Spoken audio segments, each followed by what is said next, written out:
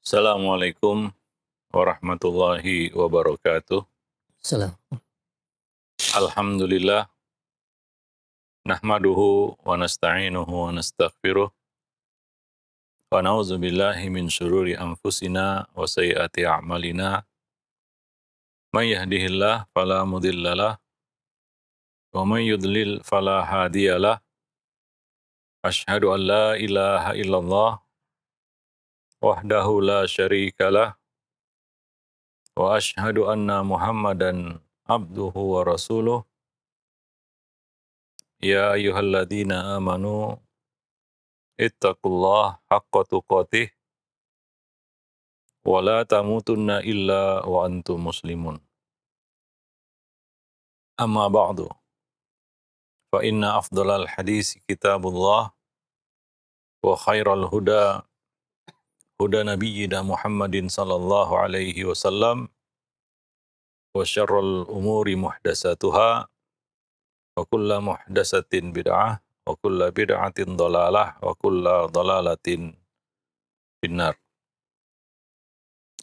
Ma'asyiral muslimin, para pemirsa Roja TV dan sahabat Roja dimanapun berada. Pertama-tama tentunya kita bersyukur pada Allah Subhanahu wa Ta'ala atas limpahan karunia dan nikmat kepada kita semua. Pagi ini kita masih diberi kesehatan, keafiatan, keselamatan, keamanan, dan yang terpenting adalah Allah masih melindungi kita di atas Islam dan iman. Dan masih banyak lagi nikmat-nikmat yang nggak akan bisa kita sebutkan satu persatu. Kemudian salawat dan salam tidak lupa kita limpahkan juga untuk Nabi kita Muhammad sallallahu alaihi wasallam, keluarga beliau, sahabat beliau, umat beliau sampai hari kemudian. Para pemirsa, sahabat Roja, kaum muslimin dan muslimat yang dimuliakan Allah, pagi ini kita kembali melanjutkan pembicaraan kita masih bersama buku Ada Apa Dengan Remaja. Kita sampai pada poin bab atau subbab yang berjudul bagaimana menyikapi kenakalan remaja. Ya, remaja disifati nakal, dikasih stigma nakal karena kesalahan-kesalahan yang dilakukannya, kekeliruannya, ya, dan pelanggaran-pelanggaran yang dilakukannya. Boleh kita katakan dengan pengalaman hidupnya yang masih minim, baru seumur jagung, masih bau kencur, kesalahan-kesalahan itu mungkin dapat dimaklumi. Ya, iya, kita katakan tidak mutlak harus semua kesalahan ditimpakan kepada mereka. Maka stigma ini sebenarnya enggak perlu dikemukakan. Ya, karena kalau kita telusuri akar masalahnya, sebab musababnya, boleh jadi kenakalan mereka itu diawali dari kenakalan orang tua, kelalaian orang tua, kesalahan orang tua, ya, kelengahan orang tua, yang mana itu mutlak merupakan kesalahan mereka, ya. Tapi mungkin tidak ada orang tua yang mau disalahkan, walaupun bersalah, ya. Tidak ada orang tua yang mau disalahkan walaupun bersalah. Bahkan mengaku bersalah pun nggak mau mungkin, ya. Karena merasa aja gitu ya, sudah melakukan apa yang harus dilakukannya, padahal belum melakukan apa-apa. Nah, jadi kadang-kadang tidak adil juga ya, kalau kita melekatkan sifat ini pada mereka. Sehingga seolah-olah semua kesalahan ditimpakan kepada mereka. Ya, mereka adalah pihak yang paling bersalah. Sehingga banyak orang tua tidak menemukan solusi yang tepat untuk menyelesaikan masalah ini. Bisa kita katakan anak berbuat salah itu wajar, bisa dimaklumi. Tapi orang tua berbuat salah sepertinya tidak bisa dan kurang bisa dimaklumi. Ya, kesalahan anak didik ya itu mungkin masih bisa ditolerir. Tapi kesalahan pendidik maka berlakulah pepatah yang mungkin peribahasa yang mungkin kita tahu semua, guru kencing berdiri, murid kencing berlari. Siapa yang salah, gurunya atau muridnya? Dari peribahasa itu, ya sama-sama salah sih, kalau dilakukan ya. Tapi yang lebih salah adalah gurunya, pendidiknya, ya bukan muridnya. Nah ini yang harus jadi perhatian para orang tua, supaya lebih arif, bijaksana, ya di dalam menyelesaikan masalah ini, yang mereka katakan sebagai kenakalan remaja. Coba ditelusuri dulu sebab akibatnya. Karena kita tahu ya, bahwa anak itu kan lahir di atas fitrah. Ya, Nabi mengatakan, kullu mauludin yuladu ala fitrah. Ya, semua anak itu lahir di atas fitrah. Kalau dia keluar dari fitrahnya, ini salah siapa? Salah anak? Tidak juga. Ya, pasti di situ ada saham kesalahan orang tua. Nabi juga mengatakan, inni khalaq, dalam hadis qudsi ya, Nabi bersabda, Allah berkata, inni khalaqtu ibadi hunafa. Aku ciptakan hamba-hambaku itu hanif, berjalan di atas fitrah dan kodratnya. Manusia, Allah ciptakan hunafa, hanif, ya, berjalan di atas fitrahnya. Fajtalat humus syayatin, tapi setan-setan yang mengeluarkan mereka dari fitrah tersebut. Ya, setan yang mengeluarkan anak ini ataupun ya anak ini dari fitrahnya. Siapa setannya? Wallahu a'lam. Ya. Nah, jadi demikian. Kita harus memandangnya dari sudut pandang yang berbeda. Ya, supaya kita lebih arif dan bijaksana di sini ya. Karena agak berat bagi si anak jika semua kesalahan ditimpakan kepadanya. Bahwa hanya dialah yang bersalah atas kenakalannya yang dikatakan sebagai kenakalan. Ya, bahwa orang tua di sini sama sekali bersih. Tidak ada salahnya. Ya, tidak ada kurangnya. Ya. Nah, ini agak susah diterima sebenarnya ya. Dan berat juga bagi si anak. Ya, nah demikian. Sementara kalau kita kejar para orang tua, khususnya hari ini, apakah sudah menjalankan tugas dan tanggung jawabnya sebagai orang tua, yang Allah katakan, ku anfusakum wa ahlikum naro, mungkin mereka tidak bisa memberikan jawabannya. Kalau kita tanya setiap anak, bagaimana riwayat pendidikannya dari 0 tahun, ya, sampai sejauh ini dia ada di dunia, berapa tahunkah dia? Taruhlah 15 tahun, ya, puncak remaja, 0 sampai 15 tahun, bagaimana riwayat pendidikannya? Guru pertama, tulang punggung pendidikannya, yaitu orang tua, mungkin tidak bisa menjelaskannya. Ya, mungkin selama ini dia bukan pelaku pendidikan, tapi dia selama ini hanyalah penitip pendidikan, menitip pendidikan anaknya kepada orang lain. Ya, sehingga dia tidak bisa mungkin menjelaskan bagaimana riwayat pendidikan anak ini dari 0 tahun sampai sekarang ini, misalnya 15 tahun lah kita katakan. Ya lalu bagaimana? Ya, bagaimana mungkin bisa dilimpahkan semua kesalahan kepada si anak remaja ini? Sepertinya itu kurang bisa diterima akal. Tapi ya begitulah, karena posisinya mereka itu di bawah, orang tua di atas. Iya, maka ya yang terdakwa, yang tersangka di sini adalah mereka, ya, remaja-remaja ini, ya. Nah, demikian. Ya, banyak remaja-remaja itu yang sebenarnya mereka hanya mencari pelampiasan karena mereka tidak mendapatkan pendidikan di rumah mereka, ya, di rumah mereka. Mereka tidak dapat pendidikan itu, alias tidak dididik oleh pendidiknya, yaitu ayah dan ibunya.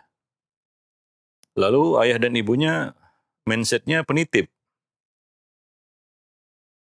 Mungkin oh, orang tuanya punya pikiran bahwa uang bisa menyelesaikan segalanya, bahwa uangnya sangat sakti untuk menyelesaikan masalah-masalah pendidikan anaknya. Maka dia titip ke sekolah, dilempar ke sana. Si anak sama sekali tidak dapat sentuhan pendidikan di rumah. Lalu bisa ditebak, dia akan mencari pelampiasan di luar, berbuat tingkah, ulah, pola, ya, mungkin untuk mencari perhatian, karena anak ini memang tidak didesain, tidak dikonsep dari rumah, ya, maka terjadilah, ya kita katakan, hal-hal yang kita lihat hari ini yang distigmakan, yang disebut sebagai kenakalan remaja. Ini kita harus menelusuri akar masalahnya ya, supaya kita tidak terjebak pada istilah kenakalan remaja, seolah-olah yang salah remaja aja. Ya, sehingga kadang-kadang kita nggak menemukan solusi yang tepat untuk menyelesaikan masalah ini. Bahwa akar masalahnya ada di rumahnya. Ya, rumahnya tidak berfungsi sebagai taman pendidikan. Ya, rumah tidak berfungsi sebagai alat pendidikan. Lalu mengandalkan sekolah. Sekolah cuma membantu. Ya, sekolah cuma membantu. Dia bukan tulang punggung pendidikan, sekolah itu. Guru-guru di sekolah juga sebagai pembantu saja. Karena mereka semua tenaga bayaran. Mereka dibayar untuk melakukan tugas itu. Sementara orang tua bukan tenaga bayaran. Mereka tidak dibayar untuk mendidik anak-anak mereka. Apa orang tua menunggu bayaran baru tersadar untuk turun tangan, turun gunung mendidik anak-anak mereka? Tentunya kan tidak. Ya kita tidak mengharap bayaran dari situ. Karena kita orang tua dan kita tahu tugas kita apa. Ku anfusakum wa ahlikum naro. Tapi kenyataannya di lapangan itu yang terjadi ya. Boleh kita survei hari ini bagaimana kondisi rumah-rumah kaum muslimin, apakah bisa menjadi taman pendidikan, alat pendidikan bagi anak-anak yang ada di dalamnya? Atau kosong, tidak ada. Nah ini yang jadi masalah. Kita tahu ya, anak-anak yang memang dipersiapkan oleh orang tuanya dari rumah, itu potensi kesuksesannya di luar besar. Kalaupun dia dikirim ke sekolah, para guru ataupun para pendidik di sekolah juga nggak pusing ya menghadapi anak-anak yang memang sudah dipersiapkan dari sekolah, dari rumah.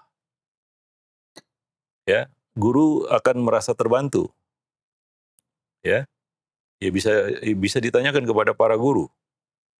Ya, ketika mereka menghadapi murid yang memang sudah dipersiapkan oleh orang tuanya dari rumah. Artinya sudah dididik dari rumah. Sudah jadi sebenarnya. Guru tinggal memoles, ya melanjutkan pendidikan yang sudah tertanam, tertancap kokoh pada diri anak ini. Karena aktornya yaitu orang tua ibu dan bapak di sini berperan secara aktif. Maka anak-anak seperti ini nggak memusingkan sekolah juga. Tapi berbeda ceritanya dengan para orang tua yang mentalnya penitip. Ya, mereka tidak melakukan itu di rumah. Mereka bukan pelaku, tapi penitip. Dibawalah anak ini ke sekolah. Lalu orang tua ini berharap masalah anaknya, ya biar sekolah saja yang menyelesaikan semuanya. Sekali lagi, sekolah bukan pembuat keajaiban.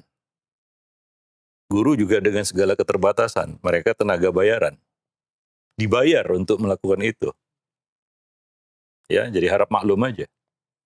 Nah, apa yang terjadi? Anak-anak seperti ini akhirnya menjadi troublemaker istilahnya. Ya, menjadi biang kerok. Ya, buat masalah di sekolah, buat pusing para guru, ya, melakukan banyak hal-hal yang kadang-kadang tidak bisa ditolerir, ya, misalnya terlibat pembulian misalnya, atau hal-hal lain yang ya kita dapat maklumi ya, karena anak ini tidak dapat pendidikan di rumah. Iya, kalau anak ini saja yang jadi korbannya ya. Ternyata anak-anak lain juga akan jadi korban juga. Nah, kalau demikian adanya siapa nih yang nakal sebenarnya? Ya, maka bisa kita nilai lah, ya. Itu yang terjadi. Itu harus kita harus membuka mata di sini. Ya. Masalah pendidikan anak ini masalah yang membuat pusing kita semua. Kita semua. Hari ini hingga berbagai wacana dimunculkan, kan begitu ya. Ya, dan kita juga nggak menampik itu bahwa banyak anak-anak remaja melampiaskan ya perilaku mereka yang menyimpang negatif di luar, ya, membuat pusing semua orang sebenarnya, ya. Tapi kadang-kadang kita nggak lupa atau nggak tahu akar masalahnya di mana.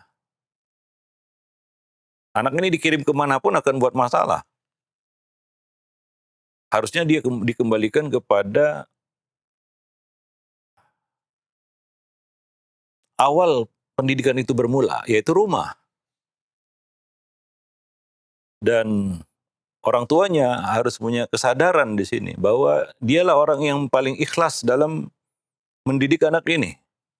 Karena dia bukan tenaga bayaran, beda dengan orang-orang di luar sana. Seikhlas apa orang-orang di luar sana untuk mendidik anak-anak kita? Apa lebih ikhlas dari kita, orang tuanya? Ya kita katakan ya, kodrat ini aja ada pada hewan. Itu ya. Bagaimana tulus ikhlasnya induk singa itu mengasuh anaknya. Mengajarinya berburu, ya, walaupun ketika dewasa dia yang diburu nanti, ya, oleh anaknya sendiri mungkin. Tapi begitulah ketulusan orang tua. Maka ada ungkapan kasih ibu sepanjang jalan. Kalau orang tua mentalnya sudah menitip, dia pasrahkan, dia serahkan bahkan bulat-bulat pendidikan ini kepada orang lain, seikhlas apa orang lain itu? Setulus apa? Apakah bisa mengalahkan ketulusannya? Ini harus jadi tanda tanya kalau dia punya pikiran seperti itu. Wallahu a'lam, ya. Nah, demikian. Memang ini berat terdengar. Kita harus mengakui kesalahan kita. Kita harus mengakui kelengahan kita. Mungkin selama ini sebagai orang tua. Tapi ya cenderung kan kita nggak mau disalahkan. Kita selalu merasa benar. Sehingga ada ungkapan maha benar orang tua dengan segala ulahnya. Memang ini terasa berat untuk kita terima ya. Tapi ya kadang-kadang itu kenyataannya yang terjadi. Makanya kalau kita sudah bicara parenting ini memang nggak nyaman untuk didengar. Iya, ya bikin pusing kepala, betul. Tapi ini masalah kita, yang kita nggak bisa lari dan lepas darinya sebenarnya. Dan kadang-kadang kita berusaha untuk mengalihkan perhatian kita kepada yang lain. Membicarakan ini itu, kadang-kadang membicarakan hal-hal yang tidak relate dengan kehidupan kita juga. atau sekedar ingin lari darinya. Saya tidak katakan masalah-masalah agama lainnya tidak penting. Tidak, bukan. Semua masalah agama penting. Tapi kita harus meletakkan skala prioritas yang benar juga. Ya, ini salah satu kewajiban. Kalau ditanya kita semua di sini, apa hukum mendidik anak? Kita semua pasti menjawab sepakat ya bahwa itu adalah suatu kewajiban, bahkan itu amanah, berat. Ya, berat. Lalu bagaimana kita mengeksekusi kewajiban itu? Nah, disinilah kita berusaha untuk sharing ya, berbagi pengalaman kita, menulis buku-buku tentang parenting. Karena ini masalah kita semua, masalah saya, masalah semuanya, pemirsa juga di rumah. Dan ini nggak mudah. Kadang-kadang masalah anak ini datang bertubi-tubi, silih berganti. Ya, nggak selesai-selesai masalah anak ini. Ya, itu masih kita membicarakan masalah-masalah yang mereka hadapi. Yang sekarang disebut sebagai kenakalan remaja. Kita belum bicara bagaimana menggali dan memanfaatkan potensi-potensi yang ada pada mereka. Mungkin banyak orang tua sudah nggak membicarakan itu lagi. Karena sudah pusing bagaimana mengatasi problematika yang mereka hadapi berkaitan dengan apa yang mereka sebut sebagai kenakalan remaja. Udah nggak bisa mikir lagi hal-hal yang di luar itu misalnya. Bagaimana mengembangkan sisi positif anak, potensi-potensi yang ada pada mereka, itu sudah tidak dibicarakan lagi mungkin. Ya. Atau ya diserahkan aja lah. Kalau anak itu jadi alhamdulillah, kalau tidak innalillah, begitu. Ya, karena Allah tidak menilai hasil ya. Ini sudah berulang kali kita ulang-ulangi gitu ya. Kita sebutkan. Di sini Allah tidak lihat hasil.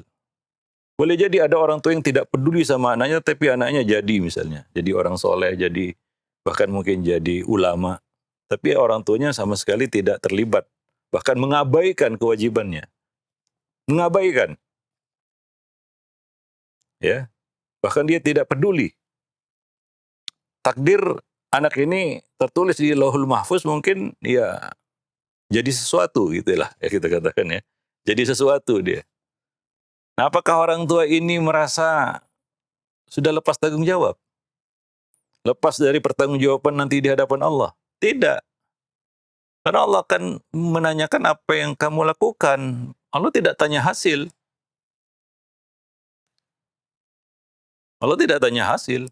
Gimana anak itu jadi apa? Ya itu sudah tertulis di Lauhul Mahfuz, bukan orang tuanya yang nulis. Tapi yang Allah tanya pada setiap orang tua adalah apa yang sudah dilakukan. Nah, apa yang kita lakukan ini, apakah diterima nanti pertanggungjawabannya di hadapan Allah? Wallahu a'lam. Ya, kalau kita jawab misalnya, ya Allah, saya sudah melakukan ini, saya sudah melakukan itu, apakah akan diterima? Wallahu a'lam. Dan apa yang kita lakukan itu juga kita nggak tahu benar atau salah. Ya, ada yang melakukan, tapi ternyata salah, dia memberikan pendidikan yang negatif kepada anaknya. Ya, nah demikian. Jadi ini bukan pertanggungjawaban anaknya ini bukan pertanggungjawaban yang ringan juga. Karena Nabi juga berkata dalam hadis Nabi mengatakan kullukum mas'ulun wa kullukum ra'in wa kullukum mas'ulun an ra'iyatih. Setiap kalian adalah pemimpin dan akan ditanya tentang apa yang dipimpinnya. Ayah ibu pemimpin bagi anak-anak mereka. Ya. Bahkan ibu juga pemimpin, dikatakan pemimpin sama Nabi. Nabi mengatakan wal mar'atu ra'iyatun fi baiti zawjiha wa waladi. Seorang ibu juga pemimpin di rumah suaminya sebagai istri dan pemimpin bagi anak-anaknya sebagai ibu. Wa hiya mas'ulatun anhum. Dan dia akan ditanya juga. Maka tanggung jawab terhadap anak antara suami istri, ayah bunda di sini sama, sejajar, setara. Nggak ada yang lebih rendah, nggak ada yang lebih tinggi. Nggak ada yang dikatakan lebih bertanggung jawab, nggak ada yang dikatakan, nah ini rendah tanggung jawabnya, enggak. Ayah bunda ya. Oleh karena itu konteks Al-Quran dan hadis selalu disebutkan abuwain, dua orang tua sejajar itu. Harus merasakan tanggung jawab yang sama.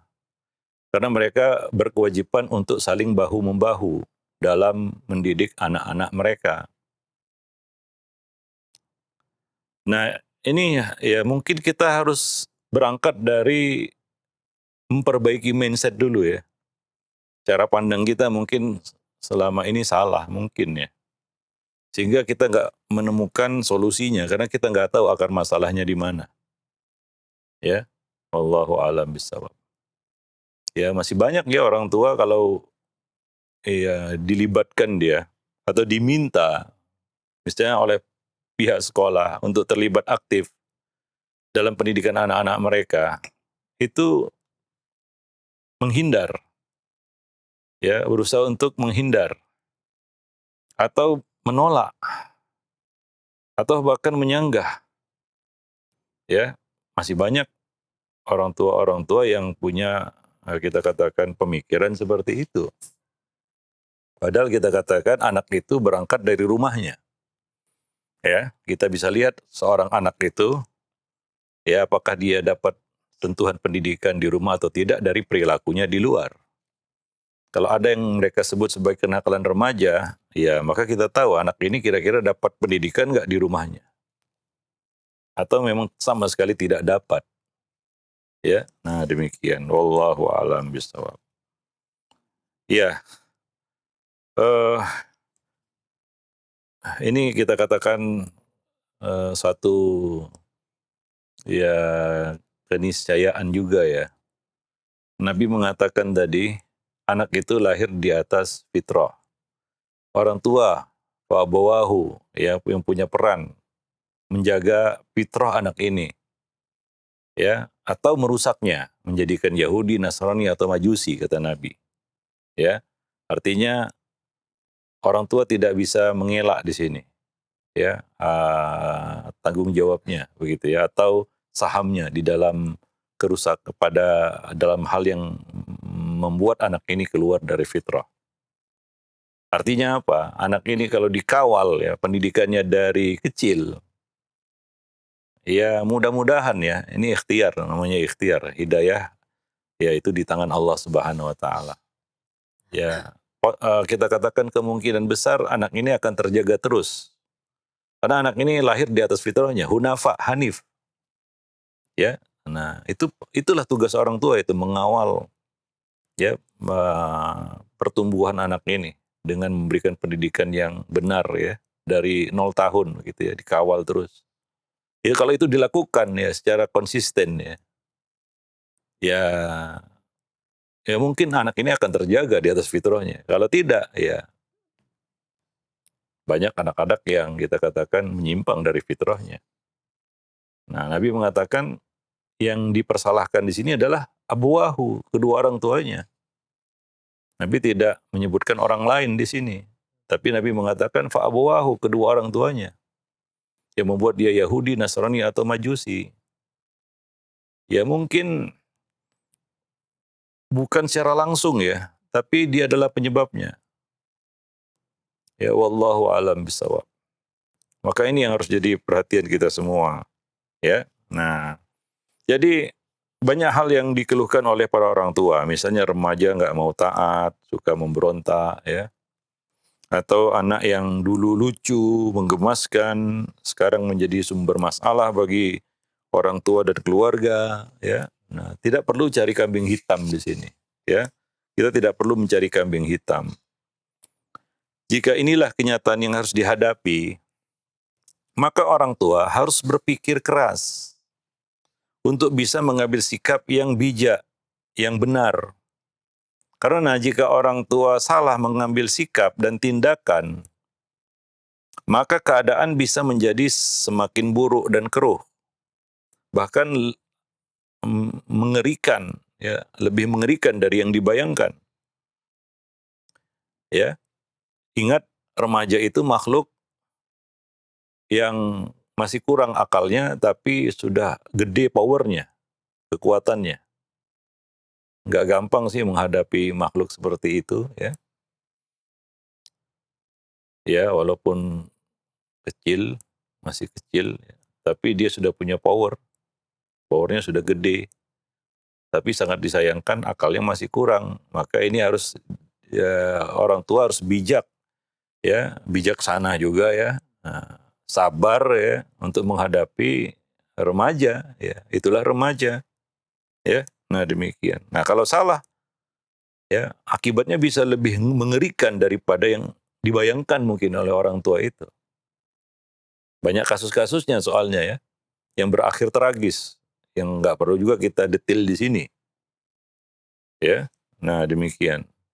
Nah, sebaliknya, sikap yang tepat dari orang tua dan orang-orang yang ada di sekitarnya, pendidiknya, gurunya, ya, atau, ya, kita katakan karib kerabatnya, ya, orang-orang yang dekat dengannya, ya, ya, terutama, ya, orang tua.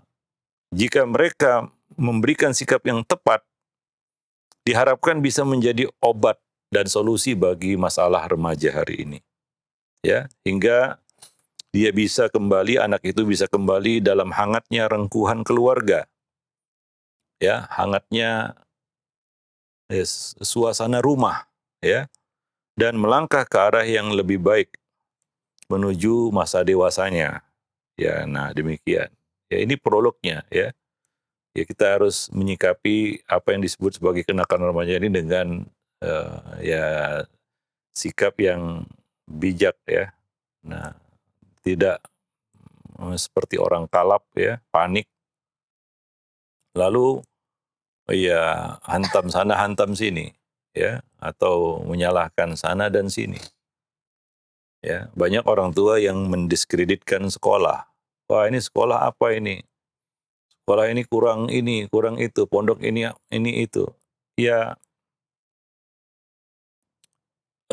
sebelum dia menyalahkan lembaga pendidikan tempat dia menitipkan anaknya, dia harus lihat juga kondisi rumahnya bagaimana. Apakah pendidikan itu sudah berjalan?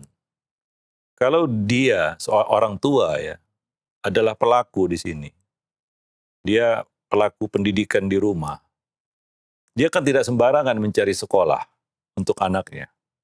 Dia akan cari sekolah yang bisa bermitra dengannya,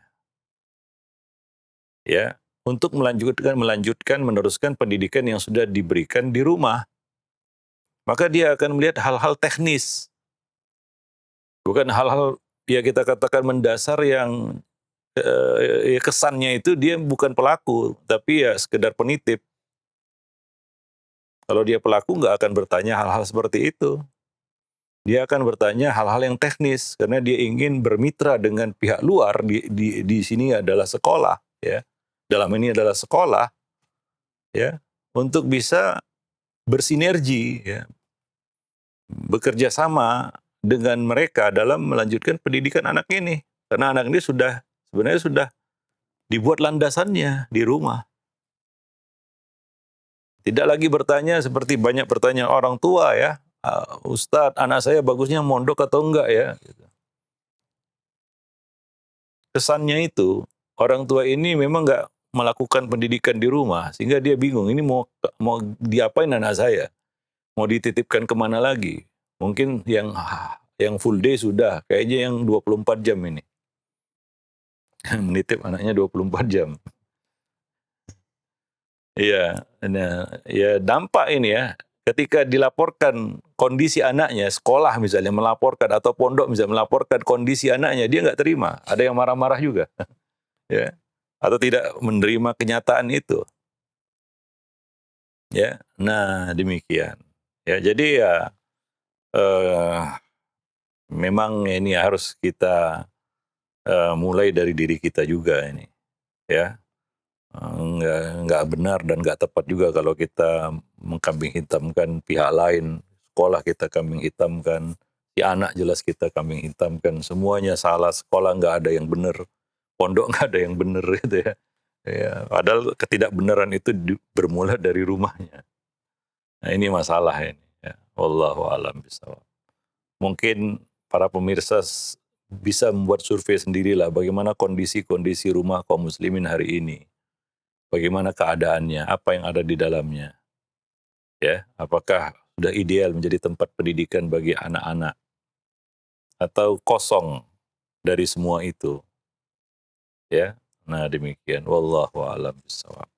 Nah, jadi di sini ada beberapa hal yang perlu dilakukan ya terhadap mereka. Kalau kita seorang pendidik ya, pelaku di sini, maka di sini ada beberapa langkah yang patut kita lakukan ya, kita usahakan. Namanya pendidikan itu kan ikhtiar ya, hasil tetap di tangan Allah Subhanahu wa taala tentunya. Ya. Nah, demikian. Nanti apa poin-poin yang ya berikutnya akan kita lanjutkan ya pada pertemuan yang akan datang. Ini sebagai prolog saja ya, supaya kita ya lebih terbukalah dada kita untuk melihat akar masalahnya ini sebenarnya di mana ya. Wallahu a'lam bishawab. Ya, mungkin sampai di sini dulu ya, nanti akan kita lanjutkan pada pertemuan yang akan datang insyaallah. Nah, baik, alhamdulillah. Terima kasih banyak Ustaz. Jazakallahu khair atas materi yang telah disampaikan di pagi hari ini dari pembahasan mengenai bagaimana menyikapi kenakalan remaja. Ini merupakan teguran bagi kita semua, ya, nasihat bagi kita semua yang mudah-mudahan kita tersadar dan berusaha untuk terus lebih baik dalam mendidik anak-anak kita. Dan selanjutnya kami buka sesi interaktif, sesi tanya jawab. Nah, Ustaz, pertanyaan yang pertama. Assalamualaikum warahmatullahi wabarakatuh. Ya Ustaz, bagaimana cara supaya anak saya mau bergaul dengan sesama jenis? Maksudnya dia kurang bergaul dengan teman-temannya. Dan saya khawatir juga mengenai jodohnya karena dia terlihat kurang memerhatikan yang mengenai penampilan dirinya. Anak saya perempuan Ustaz dan sudah berumur 26 tahun, belum kunjung juga mendapatkan jodoh dan sudah berusaha berbagai cara agar supaya mendapatkan jodoh. Iya. Kalau kita bicara seorang manusia dewasa usianya 26 tahun, kita nggak bisa bicara dari titik itu tentunya ya. Kita harus flashback ke belakang dulu ini ya. Supaya tahu lah ya, paham bagaimana sukarnya untuk mengatasi masalah-masalah anak ya. Kan di sini anaknya sudah nggak anak-anak lagi ya, remaja juga enggak. Ini sudah dewasa ini ya. Nah, manusia berusia 26 tahun ini yang kita hadapi, bukan remaja ya. Beda kan penanganannya, bocah, bocil di bawah 10 tahun, remaja di bawah 20 tahun, dengan orang dewasa di atas 20 tahun. Ya, tapi ya kita mau flashback dulu ke belakang ini ya. Yaitu pendidikan yang ataupun pendekatan ya yang sudah dilakukan kepadanya. Ya, nah ini kan menanamkan pemahaman ini sebagai pelajaran juga ya bagi para orang tua yang lainnya. Begitulah kita itu harus meletakkan pondasi jauh-jauh hari kepada anak. Misalnya pemikiran berumah tangga untuk anak-anak zaman sekarang ya. Ya, itu kan harus diberi landasan jauh-jauh hari begitu ya. Nggak bisa tiba-tiba kita todong dia, kamu besok nikah ya gitu. Ya kan susah ya. Nggak masuk akal juga itu ya. Nah, tapi harus kita beri landasan. Pelan-pelan masuknya. Ya, mungkin dimulai dari usia pradewasa. Apa kita katakan masa akhir remaja. Atau disebut juga pradewasa. Itu sudah diwacanakan kan gitu ya. Sudah diberi landasan berpikir gitu. Ya, karena dia kan sudah mulai nalar ini. Ya, karena dia harus ini, harus itu, apa yang harus dilakukannya. Ya, termasuk misalnya ya bagaimana membuat dia itu siap untuk jadi ibu misalnya. Di sini kan misalnya akhwat ya. Nah, kadang-kadang bagian orang itu ya, misalnya kita katakan perempuan ya, dewasa, itu menghindari lembaga pernikahan karena mungkin dia tidak siap untuk konsekuensi ya sebagai ibu, bukan sebagai istri ya. Ya, tapi sebagai ibu melahirkan dan lain sebagainya. Nah, ini kan perlu kekuatan mental kan begitu ya. Nah, itu ya dia juga harus terbuka gitu. Kenapa dia tidak respon misalnya tentang masalah-masalah yang berkaitan dengan rumah tangga. Nah, ini ada juga dia alami, dihadapi oleh banyak orang tua terhadap remaja-remaja putri mereka. Ya, yang tidak kunjung berpikir tentang jodoh gitu ya. Sepertinya nyaman hidup sendiri. Ya merasa enak dan merasa sudah tercukupi hidupnya dengan sendiri dan merasa mungkin tidak perlu lawan jenisnya. Ya tidak perlu laki-laki mungkin. Nah, ini kan satu syubhat mungkin yang ada di kepalanya. Tapi mungkin anak tidak terbuka. Ya, dan selama ini mungkin dia memang tidak terbuka dengan orang tuanya. Ya, ini makanya namanya pendidikan itu harus dari 0 tahun gitu ya. Kita menciptakan bonding ya, hubungan antara anak dan orang tua itu kan bertahun-tahun. Ya, sehingga membuat anak bisa jujur dan terbuka sama orang tuanya saja itu bukan masalah yang mudah. Banyak anak-anak yang tertutup, dia menyembunyikan. Ya, ada anak yang memang terbuka karena dia percaya sama orang tuanya. Ada anak yang mungkin nggak begitu percaya sama orang tuanya. Nah demikian. Ya, jadi dia diam saja atas apa yang mungkin syubhat mungkin yang ada di kepalanya. Ya, nah demikian. Ya, jadi ya kita harus lihat juga ini. Misalnya dalam posisi seperti ini ya, yang kita hadapi kan manusia dewasa usia 26 tahun. Ya, apalagi seorang wanita kan begitu yang memang kodratnya itu sudah berpikir untuk berumah tangga kan begitu ya. Dan bahkan sudah berpikir ya untuk bagaimana nanti saya jadi seorang ibu. Ya bukan hanya menjadi seorang istri. Tapi ya sebagian orang yang mungkin masih ada syubhat di kepalanya, ini menjadi hal yang berat. Ya, mungkin tidak siap berhadapan dengan konsekuensinya. Ada yang tidak siap berhadapan dengan konsekuensi sebagai istri, ada yang tidak siap menghadapi konsekuensi sebagai seorang ibu. Nah, itu yang harus ditepis ya oleh pendidiknya di sini. Nah, pendekatannya itu ya memang harus pendekatan yang persuasif. Ya, ya dari hati ke hati. Ya, tidak ada la ikraha fiddin gitu ya. Susah untuk dipaksa-paksa kadang-kadang. Ya, karena manusia itu sifatnya memang nggak suka dipaksa. Ya, nah, makanya ada ayat yang berbunyi la ikraha fiddin. Maka Nabi tugasnya berdakwah itu ya, bukan memaksa ya. Nah, berdakwah menyampaikan dengan bijaksana, nggak ada lasta alaihim bimusaitir. Engkau bukanlah orang yang punya kuasa memaksa mereka. Allah tidak kasih kuasa itu kepada para nabi, padahal mereka utusan Allah. Tapi apa kata Allah? Walasta alaihim bimusaitir. Kamu bukan orang yang diberi kuasa untuk memaksa mereka. Itu para nabi tidak diberi kuasa untuk itu. Ya, nah, innama alaikal balagh. Sesungguhnya kewajibanmu hanyalah menyampaikan. Ya, tentunya ini perlu waktu ya. Nah, makanya Nabi sendiri berdakwah itu 23 tahun. 13 tahun di Mekah, 10 tahun di Madinah. Ya, perlu waktu yang bertahun-tahun, berpuluhan tahun bahkan.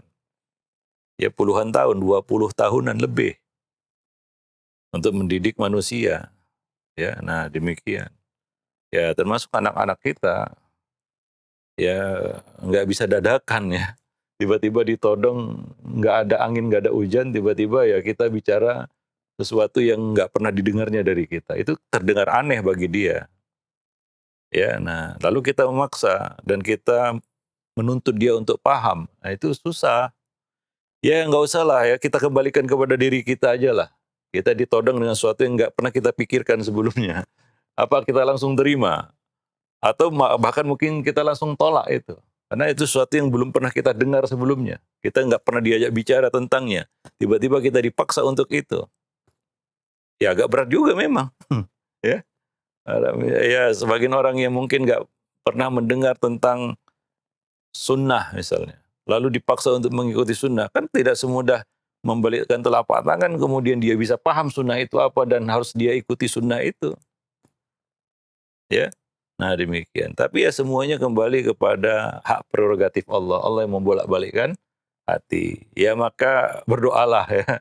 Tapi itu ikhtiar yang harus ya, itu adalah usaha yang harus disertai dengan ikhtiar, kan begitu ya. Jangan modal doa saja. Ya doakan dia, tapi ya juga berikhtiarlah ya. Nah demikian. Coba melakukan pendekatan yang kita katakan yang lebih humanis ya, yang lebih kita katakan bisa diterimanya. Ya, nah demikian. Wallahu a'lam bishawab. Nah, baik. Alhamdulillah, terima kasih banyak Ustaz. Jazakallahu khair atas materi yang tadi, jawaban yang tadi disampaikan. Dan selanjutnya kami ajukan kembali pertanyaan di layanan pesan WhatsApp. Nah, izin bertanya Ustaz. Ustaz, anak pertama saya, ini akhwat lagi Ustaz, akhwatnya. Oh iya. Dia tidak bisa, sudah tidak bisa lagi diberi peraturan Ustaz. Tidak bisa dinasihati dan diajarkan serta dicontohkan yang baik Ustaz. Tapi sudah terlalu melanggar. Saya sebagai ibunya sampai tidak mau berkata-kata lagi Ustaz. Bagaimana sikap seperti itu Ustaz? Jangan dibilang tidak bisa dinasihati. Itu kata-kata yang salah. Putus asa ya. Itu namanya putus asa. Ya, anak saya sudah tidak bisa dinasihati lagi. Atau mungkin biasa saya balik. Orang tua tidak mau menasihati lagi itu. Bukan anak tidak bisa dinasihati. Tapi orang tua sudah putus asa dan tidak mau menasihati lagi. Begitu ya. Ya nasihatilah, itu kewajiban kita.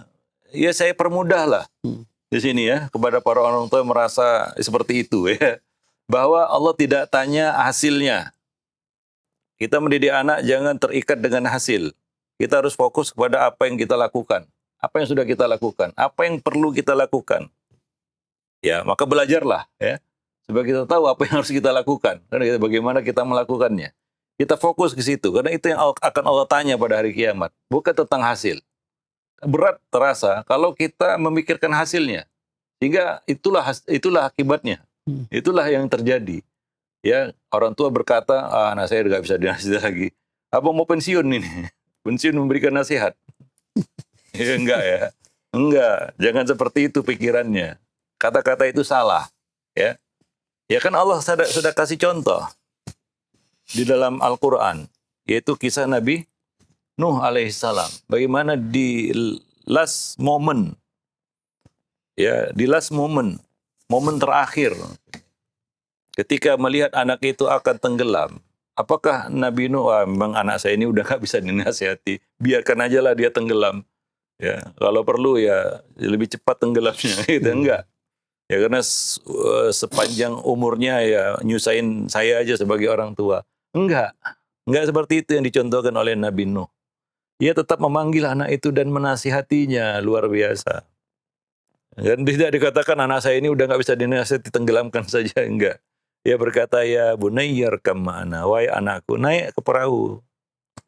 Ya, terus dinasihati, walaupun hasilnya ya itu kan di tangan Allah. Ya, fokuslah dengan apa yang kita lakukan.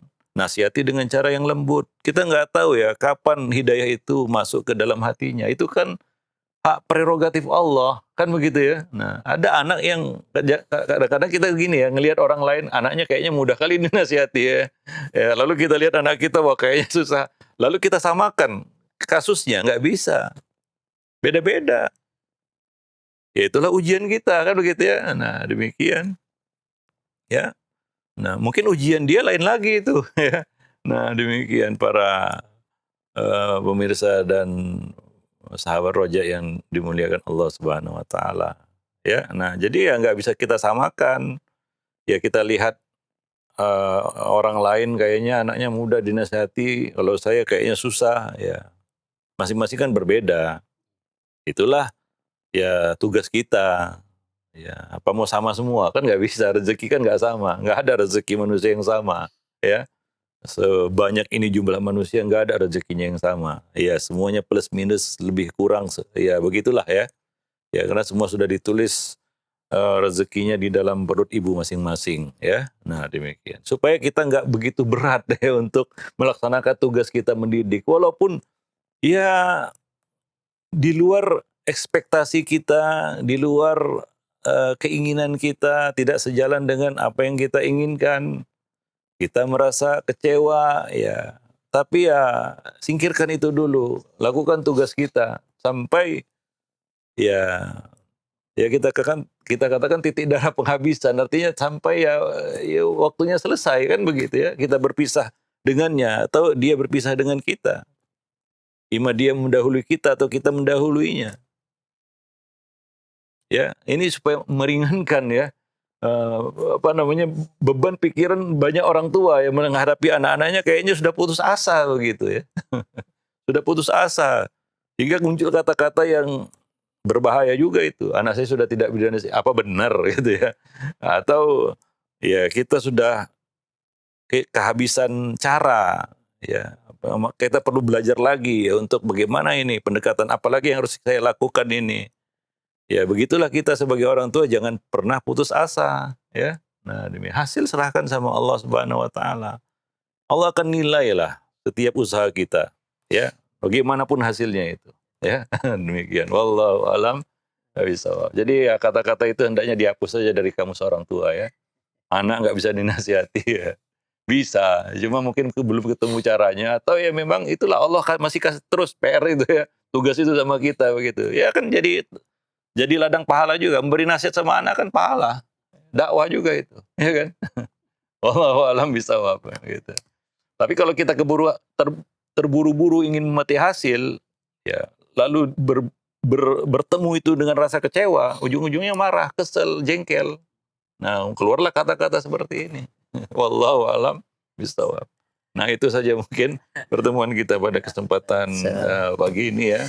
Mudah-mudahan bermanfaat. Aku qouli hadza astaghfirullah li wa lakum lisairil muslimin innahu huwal ghafurur rahim.